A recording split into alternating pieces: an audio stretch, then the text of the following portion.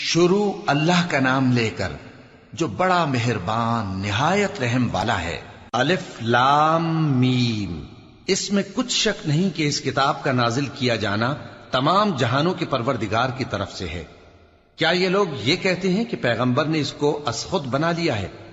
نہیں، بلکہ وہ تمہارے پروردگار کی طرف سے برحق ہے، تاکہ تم ان لوگوں کو ہدایت کرو جن کے پاس تم سے پہلے کوئی ہدایت کرنے والا نہیں آیا، تاکہ یہ رستے پر چلیں۔ اللہ ہی تو ہے جس نے آسمانوں اور زمین کو اور جو چیزیں ان دونوں میں ہیں سب کو 6 دن میں پیدا کیا، پھر عرش پر جلوہ افروز ہوا۔ اس کے سوا تمہارا نہ کوئی دوست ہے اور نہ سفارش کرنے والا۔ کیا تم نصیحت حاصل نہیں کرتے؟ وہی آسمان سے زمین تک کے ہر کام کا انتظام کرتا ہے، پھر ہر کام ایک روز جس کی مقدار تمہارے شمار کے مطابق 1000 برس ہوگی اس کی طرف رجوع کرے گا۔ اسی شان کا ہے وہ خالق جو پوشیدہ اور ظاہر کا جاننے والا ہے، غالب ہے، بڑا مہربان ہے۔ وہی جس نے ہر چیز کو بہت اچھی طرح بنایا، یعنی اس کو پیدا کیا اور انسان کی پیدائش کو مٹی سے شروع کیا، پھر اس کی نسل ایک قسم کے خلاصے سے یعنی حقیر پانی سے بنائی، پھر اس کو درست کیا، پھر اس میں اپنی طرف سے روح پھونکی اور تمہارے کان اور آنکھیں اور دل بنائے، مگر تم بہت کم شکر کرتے ہو۔ اور کہنے لگے کہ جب ہم زمین میں ملیا میٹ ہو جائیں گے تو کیا اثر نو پیدا ہوں گے؟ حقیقت یہ ہے کہ یہ لوگ اپنے پروردگار کے سامنے جانے ہی کے قائل نہیں۔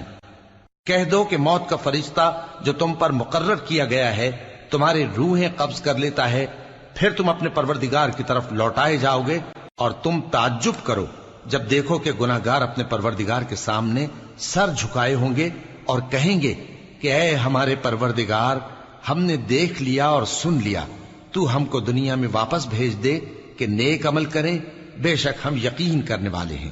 اور اگر ہم چاہتے تو ہر شخص کو ہدایت دے دیتے، لیکن میری طرف سے یہ بات قرار پا چکی ہے کہ میں دوزخ کو جنوں اور انسانوں سب سے بھر دوں گا، سو اب آگ کے مزے چکھو، اس لیے کہ تم نے اس دن کے آنے کو بھلا رکھا تھا۔ آج ہم نے بھی تمہیں بھلا دیا ہے، اور جو کام تم کرتے تھے ان کی سزا میں ہمیشہ کے عذاب کے مزے چکتے رہو۔ ہماری آیتوں پر تو وہی لوگ ایمان لاتے ہیں کہ جب ان کو ان کے ذریعے نصیحت کی جاتی ہے تو سجدے میں گر پڑتے اور اپنے پروردگار کی تعریف کے ساتھ تسبیح کرتے ہیں اور غرور نہیں کرتے۔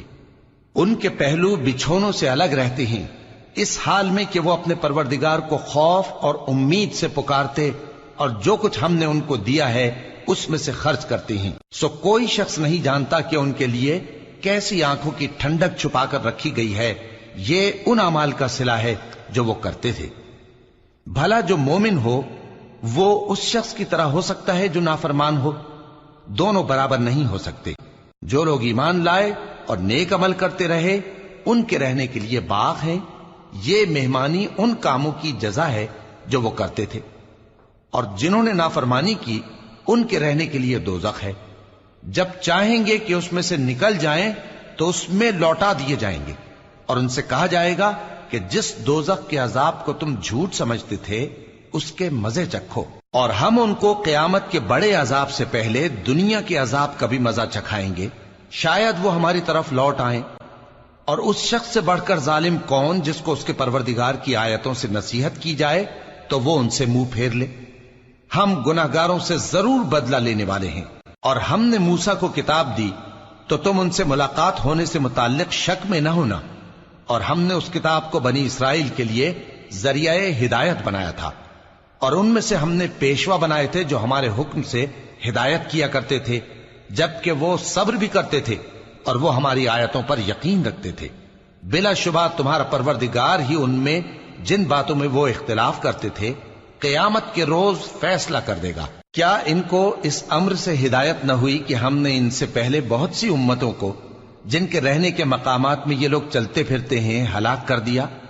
بے شک اس میں نشانیاں ہیں، تو یہ سنتے کیوں نہیں؟ کیا انہوں نے نہیں دیکھا کہ ہم بنجر زمین کی طرف پانی رواں کرتے ہیں، پھر اس سے کھیتی پیدا کرتے ہیں جس میں سے ان کے چوپائے بھی کھاتے ہیں اور یہ خود بھی کھاتے ہیں، تو یہ دیکھتے کیوں نہیں؟ اور کہتے ہیں اگر تم سچے ہو تو یہ فیصلہ کب ہوگا؟ کہہ دو کہ فیصلے کے دن کافروں کو ان کا ایمان لانا کچھ بھی فائدہ نہ دے گا اور نہ ان کو مہلت دی جائے گی۔ تو ان سے منہ پھیر لو اور انتظار کرو، یہ بھی انتظار کر رہے ہیں۔